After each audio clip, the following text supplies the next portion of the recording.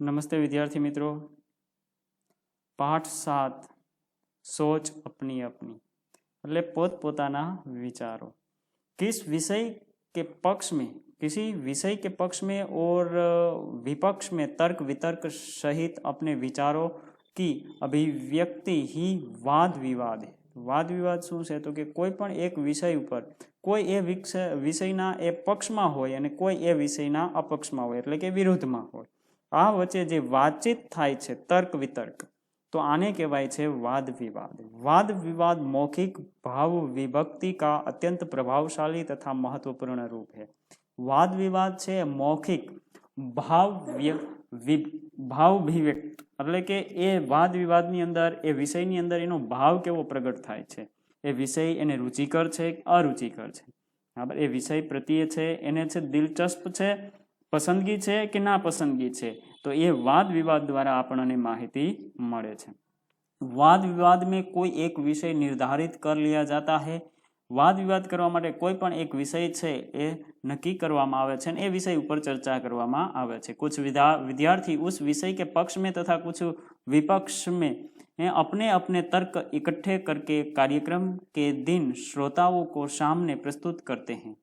तो કેટલાક વિદ્યાર્થીઓ છે કોઈ એક વિષય પસંદ કરી અને કોઈ એ વિષયના પક્ષમાં હોય છે, કોઈ એ વિષયના અપક્ષમાં હોય છે અને એ ભેગા થઈ અને એ કાર્યક્રમ છે એ સ્ટેજ ઉપર છે શ્રોતાઓની સામે જે સાંભળતા હોય તેની સામે છે એ પ્રસ્તુત કરે છે। એક વક્તા પક્ષ में अपने विचार रखता है। कोई एक वक्ता જે બોલતો હોય છે તે પોતાના એ પક્ષની અંદર છે એનો વિચાર છે રજૂ કરે છે, તો दूसरा वक्ता विपक्ष में અને બીજા છે એ વક્તા હોય છે બોલનાર હોય છે એના विपक्ष में होय छे। इस प्रकार वक्ताओं को अपनी बात की पुष्टि तथा विपक्ष के कथन के खंडन का अवसर मिलता है। એટલે કે એ વાતનો વિરોધ કરવા માટે છે એને સમય મળે છે। તમે છે એ ન્યૂઝ ચેનલની અંદર જોયું જ હશે કે ડિબેટ બોલાવવામાં આવે છે, વાતચીત કરવામાં આવે છે, કોઈ પણ એ વિષય હોય, ભ્રષ્ટાચારનો વિષય હોય, ગરીબીનો વિષય હોય કે કોઈ શિક્ષણને લગતા કે કોઈ પણ દેશને લગતો એ છે એ વિષય હોય, એની અંદર છે એ એક જે તે સરકારના નેતા હોય છે અને એ બીજા નેતા છે વિપક્ષના નેતા હોય છે અને બંને જે વાત કરે છે એ વાદ વિવાદ રૂપે છે વાતચીત થતી હોય છે। विद्यार्थी मित्रों आनी अंदर पण आपणा पोतपोताना विचार छे ए रजू करवाना छे। तो नीचे छे चित्र आपेलू छे, नीचे दिए गए चित्रों को ध्यान से देखकर फिर अपने पर आधारित प्रश्न पर कक्षा में वाद विवाद करिए। तो छे अहीं चित्र आपेलू छे, ए चित्र जोई अने आपणे वातचीत करवानी छे। तो एक चित्र छे एक गामडानुं छे, बीजुं चित्र छे ए शहेरनुं छे अने एनी नीचे छे ए आपेला प्रश्नों छे। तो ये अपना तर्क मुजब विचारों मुजब से जवाब आपवानो छे। दोनों चित्रों में क्या अंतर है? तो एक चित्र गांव का है, दूसरा चित्र शहर का है। गांव तथा नगर के जीवन में क्या अंतर है और तुम्हें कौन सा रुचिकर लगता है, क्यों? गांव का जीवन है वो प्रकृति के नजीक होता है जिसमें ये प्राथमिक सुविधाओं से ये भरपूर नहीं होता। गांव का जीवन जिसमें पीने के लिए पानी तालाब में या नदी में से आता है, कच्ची सड़कें होती है, कच्चे मकान होते हैं। जब शहर में पक्के मकान होते हैं, पक्के सड़क होते हैं, पीने के लिए पानी नल से आता है, तालाब नदी की सुविधाएं नहीं होती है। गांव में सरकारी सुविधाएं कम होती है, शहर में सरकारी सुविधा ज़्यादा होती है। गांव में पढ़ाई के लिए सुविधा कम होती है, शहर में पढ़ाई के लिए सुविधा ज़्यादा होती है। ये है गांव और शहर का अंतर।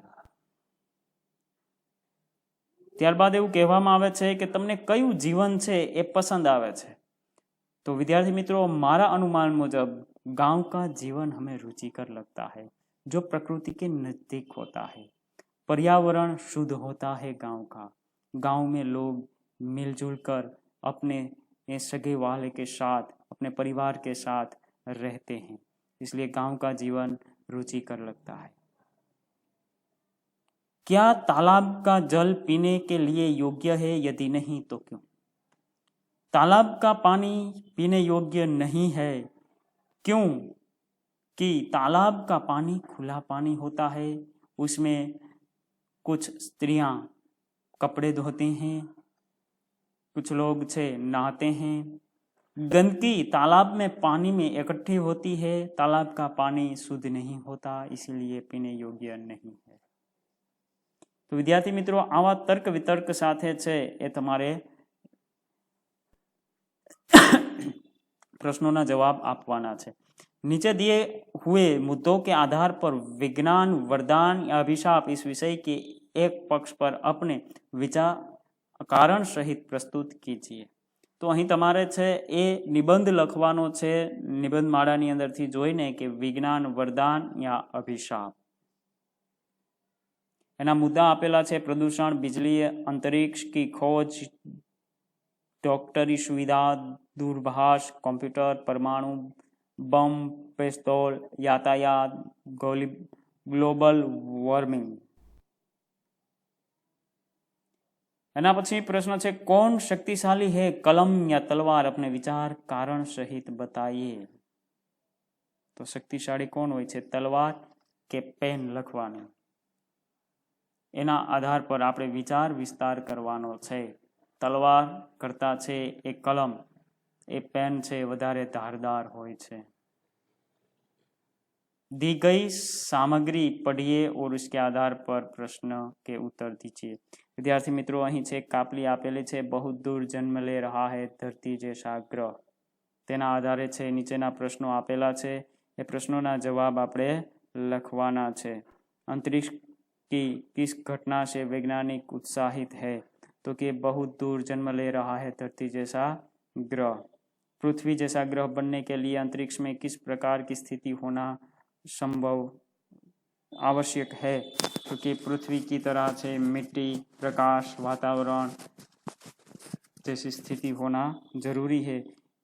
आ पेरेग्राफनी अंदर छे नो जवाब आपेलो छे, आमां अत्यारे सूझतुं नथी। रेखांकित सही जोड़ मिलाइए।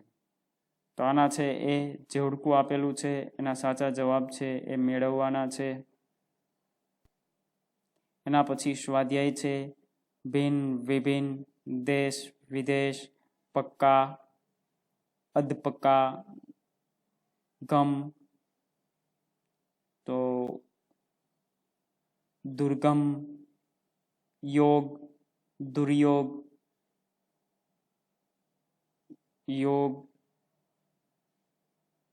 तो वियोग, जीव, तो निर्जीव, बल, निर्बल, समझ, गैर समझ, सुविधा, असुविधा, वांछित, अवांछित।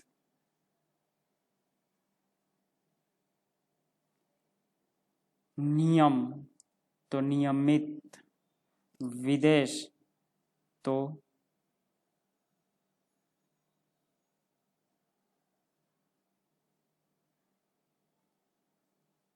विदेशी, प्रकृति, तो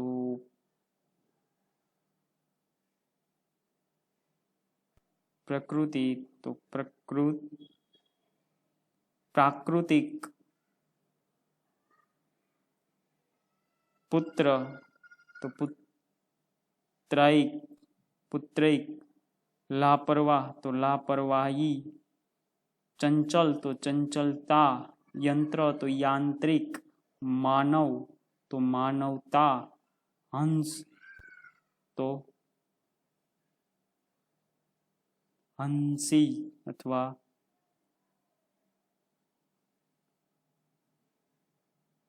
हंसी, सॉरी हंस, तो हंसी,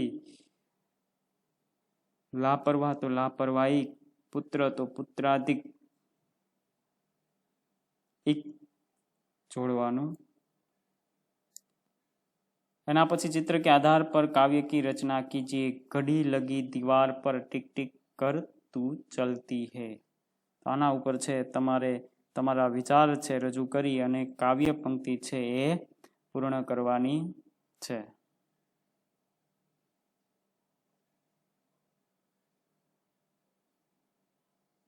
એના પછીનો નિબંધ છે કે દેશ की उन्नति विकास एवं रक्षा के लिए आप क्या बनना चाहेंगे, किसान या सैनिक, कारण सहित अपने मित्र को पत्र द्वारा बताइए। આ પત્ર છે તમારે લખવાનો છે, કિસાન યા સૈનિક તમારે શું બનવું છે। અસ્તુ।